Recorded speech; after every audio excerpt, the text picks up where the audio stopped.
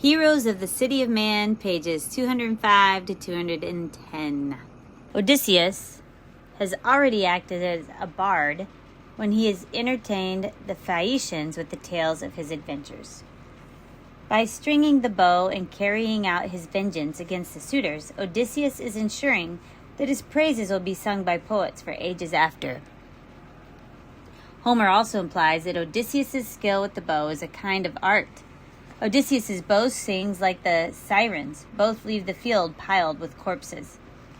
The suitors are celebrating a feast to Apollo, the god of the bow, and they are destined to get their fill of Apollo on this day. Moreover, the fact that the slaughter takes place at a feast picks up on the themes of food and violated hospitality that have been so prominent throughout the poem. Suitors who slaughtered Odysseus' bulls and goats in Odysseus' house are themselves slaughtered there. The white bones of the men who bled Odysseus white will be scattered in the same hall. Homer brings out the connection of the slaughter and the feast by his description of the death of Antinous, the chief of the suitors who is Odysseus' first victim. Odysseus aimed and shot Antinous square in the throat, and the point went stabbing clean through the soft neck and out. And off to the side he pitched, the cup dropped from his grasp as a shaft sank home, and the man's lifeblood came spurting out his nostrils. Thick red jets. A sudden thrust of his foot, he kicked away the table. Food showered across the floor. The bread and meat soaked in a swirl of bloody filth.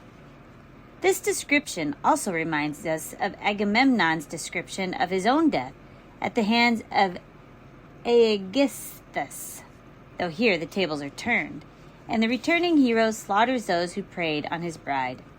That arrow through the neck, that reminds us of many death scenes in the Iliad. Odysseus is a different man from Achilles, but once he has a clean opening, he strikes as mercilessly as Achilles ever did. When Leodes protests that he only served as prophet to the suitors, the wrath of Odysseus is unfazed. Only a priest, a prophet for this mob, you say? How hard you must have prayed in my own house that the heady day of my return would never dawn. And with that, Odysseus hacked the prophet square across the neck, and the praying head went tumbling in the dust, returning to the dust from which it came. Fortunately, level-headed Telemachus is there to hold his father off. Phemius clasps Odysseus' knees and asks for mercy, and Telemachus quickly says, "Stop! Don't cut him down. This one's innocent. So is the herald Medon." When the slaughter is done, Odysseus scans the house to find, one and all in blood and dust, great hauls of them down and out like fish that fishermen drag from the churning gray surf in looped and coiling nets. Odysseus, who has mastered the sea, masters the surging ocean of suitors, while Agamemnon was caught in a net spun by Aegisthus. Odysseus is more like Hephaestus, who netted Eris by his Metis. Not only are the suitors slaughtered, but the serving women allied with them are hacked with swords.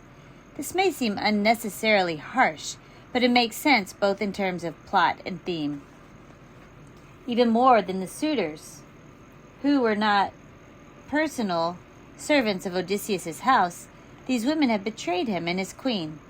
Faithfulness in women is a prominent concern in the epic. Clytemnestra, the wife of Agamemnon, was slaughtered by Orestes, her own son, and though Penelope remains faithful to her husband, faithless women meet Clytemnestra's fate. Odysseus is strangely slow to celebrate his catch. He checks Euryclea when she is about to cry out in victory. "Rejoice in your heart, old woman! Peace! No cries of triumph now! It's unholy to glory over the bodies of the dead." Perhaps this is a lesson Odysseus learned on the island of the Cyclops. Odysseus' unwillingness to broadcast his victory is also seen in the instructions he gives to Telemachus. First, go and wash, and pull fresh tunics on, and tell the maids in the hall to dress well too, and let the inspired bard take up his ringing lyre, and lead off for us all a dance so full of heart, that whoever hears the strains outside the gates, a passer-by on the road, a neighbor round about, will think it's a wedding feast that's underway. Even Polyphemus had inquisitive neighbors, so Odysseus is taking no chances that the suitor's cries for help will arouse suspicion. Then, too, it is appropriate that the feast of slaughter that ended the improper feasting of the suitors should yield to a dance and a wedding celebration. For there is, in fact, a wedding underway, as Odysseus and Penelope renew their marriage.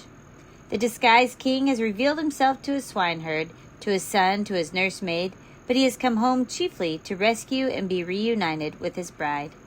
Book 23 winds up this loose thread with the scene between Penelope and Odysseus.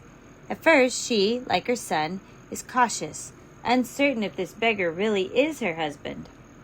A long while she sat in silence, numbing wonder. Filled her heart as her eyes explored his face. One moment he seemed Odysseus to the life. The next, no, he was not the man she knew. A huddled mass of rags was all she saw.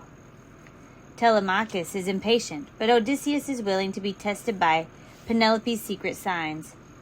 Penelope tells Euryclea to move the sturdy bedstead out of our bridal chamber, and Odysseus, for the first time in the story, is tricked, for he knows the bed cannot be moved. This is all the proof Penelope needs. The secret sign of our bed, which no one's ever seen but you and I, and a single handmaid, Actorus, the servant my father gave me when I came, who kept the doors of our room you built so well. Just as Odysseus passes the test of the bed, Penelope proves herself to him, for she reveals that, however strong the temptation to become a Hellen, had any other man seen her bed, she could not have used this as a test. Through the test of the bed, Penelope has unveiled the hero. He is no longer a beggar, a nobody, but husband, King Odysseus. The construction of the bed is not only significant as a secret shared only by Odysseus and Penelope, but because it symbolizes the permanence of their marriage. As Odysseus describes it, there is a branching olive tree inside our court, which he cut and shaped to make my bedpost. Their bed, like their marriage, is stable and enduring. Olive trees produce one of the main foods of ancient Greece, and thus symbolize fertility, life, and plenty, a fitting sign of their marriage. Living in a palace built around a living olive tree, Odysseus unites nature and culture in one fertile unity. The bed thus symbolizes the work of Odysseus as king. No longer a warrior, the sacker of cities, he is revealed as a restorer of order, as a builder who shapes nature to secure the pleasure, fertility, and future of Ithaca. Branches and poles and trees have been means of Odysseus' salvation. He was saved from shipwreck by grasping one of the timbers of his raft, slept under an olive tree when he landed at Scheria, shielded himself with an olive branch when he approached Nausicaa, and tied himself to a mast to keep from going after the sirens. These various transformations of the saving tree come to a climax in the bed test, which marks out his homecoming, his final redemption from his trials. As Book 24 opens, we are again in the underworld as the suitors arrive and report of Odysseus' deeds. Agamemnon is again recounting his ignoble death at the hands of Aegisthus and Clytemnestra, assuring Achilles that he had died in a more heroic way, when suddenly a group of suitors arrives. It seems they can think of nothing but Penelope's shroud. Aphemedon tells of how Penelope deceived them for 3 years by promising to marry when the shroud was done. But the shroud, it turns out, was not for Laertes, but for them. She finished it off against her will. We forced her. But just as she bound off that great shroud and washed it, spread it out, glistening like the sunlight or the moon, just then some wicked spirit brought Odysseus back, from God knows where, to the edge of his estate, where the swineherd keeps his pig, and back to the same place came Odysseus's own dear son. The pair of them schemed our doom, our death trap. Agamemnon recognizes the scene and rejoices in the faithfulness of Penelope. Because Odysseus had a faithful bride, he, not the suitors, set the death trap. Through her faithfulness, Penelope wove a doom for the suitors and ensured that Odysseus' homecoming would not, like Agamemnon's, end in tragedy. Book 23 brings a hero back to his bride, but the hero is not only a husband, but a king.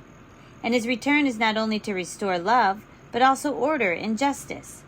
Odysseus sees a danger immediately, telling Telemachus, When someone kills a lone man in the realm, who leaves behind him no great band of avengers, still the killer flees. Goodbye to kin and country.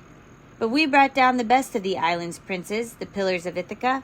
Weigh it well, I urge you. Bringing down the pillars of Ithaca is a risky business, not least because the pillars have relatives. Eupeithes organizes the suitors' families to attack Odysseus, but just as they are about to join battle, Athena calls a halt. Let peace and wealth come cresting through the land.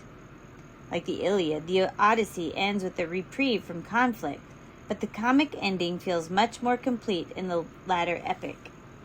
The Iliad ends with a funeral feast that we know will be followed by renewed battle. In the Odyssey, peace is the final word. Odysseus' return, like Achilles, brings resolution. In the hero's absence, the kingdom descended into chaos, while wealth was being wrongly consumed and destroyed. With the hero's return and the intervention of the goddess, order is restored and things are put back in their proper place. With the hero's return, the disordered feast of the suitors is purged in a feast of battle, and the house becomes what it should be, the site for a continuing feast of bread, wine, and flesh.